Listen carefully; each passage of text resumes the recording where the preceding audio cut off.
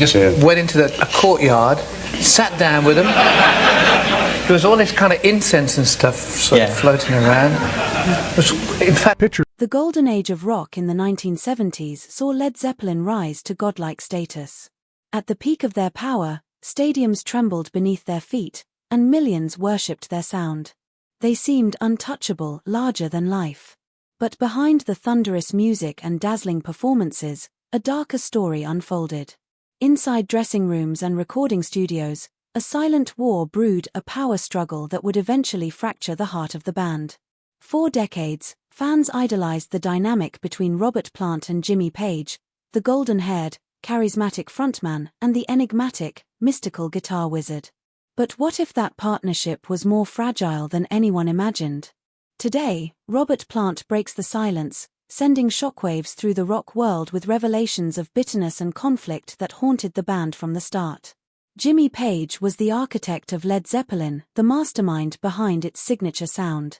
But Plant, the voice and fire of the group, often felt suffocated beneath Page's domineering presence. Page demanded control, orchestrating every arrangement, layering guitar parts, and crafting the band's sonic identity. Plant was expected to simply plug into Page's grand vision. But he wasn't one to be silenced.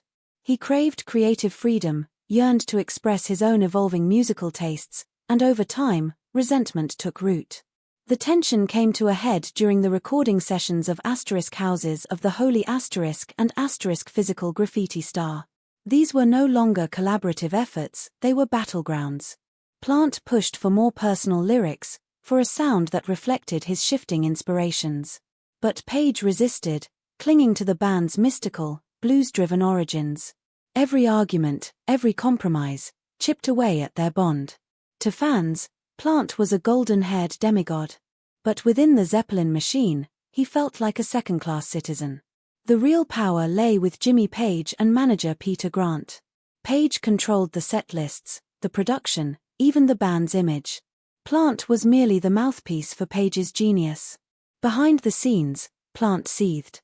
He longed to break free, yet every time he asserted himself, he was met with resistance.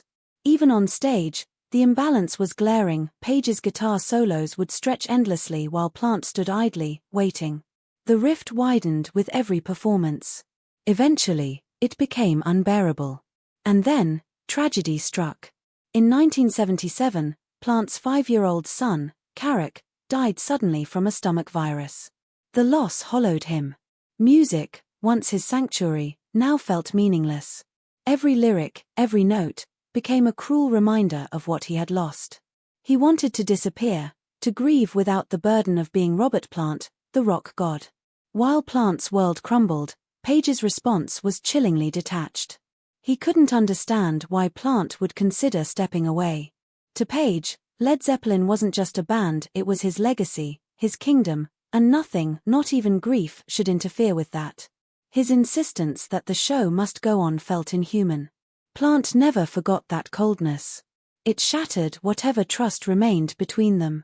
In his darkest moments, Plant realized Zeppelin had never really been his. It belonged to Page. And now, in his grief, it was painfully clear that he was merely a pawn in Page's obsessive quest for musical immortality. The resentment festered. For the first time, Plant didn't just want out, he wanted to burn it all down. While Plant mourned, Page spiraled deeper into his own darkness. The man who once commanded every note of Led Zeppelin's sound was now losing control of himself and of the band. His heroin addiction became undeniable. Rehearsals were a gamble. Some nights, he was brilliant, a guitar god bending sound to his will. Other nights, he was a shell barely able to stand, lost in a haze of drugs and exhaustion. The band never knew which Page they'd get. Fans whispered of his decline, as the energy that once electrified arenas dimmed under the weight of addiction.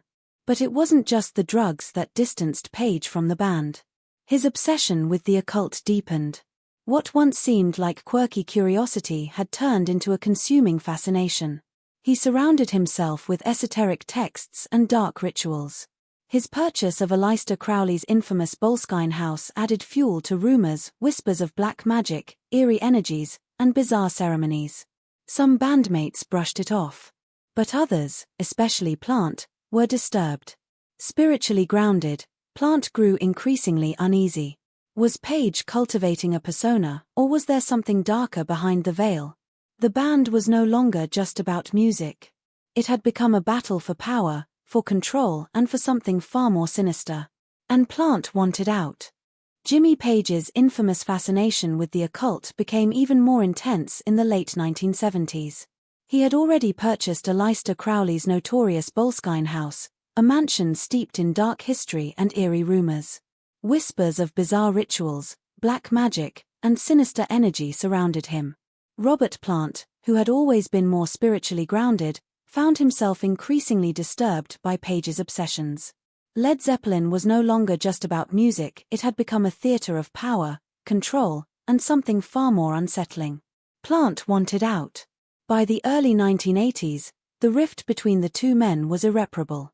When drummer John Bonham tragically died in 1980, the band dissolved, but it wasn't a clean break. Page, desperate to keep the legacy alive, longed to revive Led Zeppelin in any form. But for Plant, the dream had long since curdled into a nightmare. He had no desire to be shackled to Page's endless nostalgia, no interest in being dragged back into the chaos. Page tried again and again to pull him back, reunion proposals, comeback tours, cryptic hints at reviving the magic, but Plant refused. He was tired.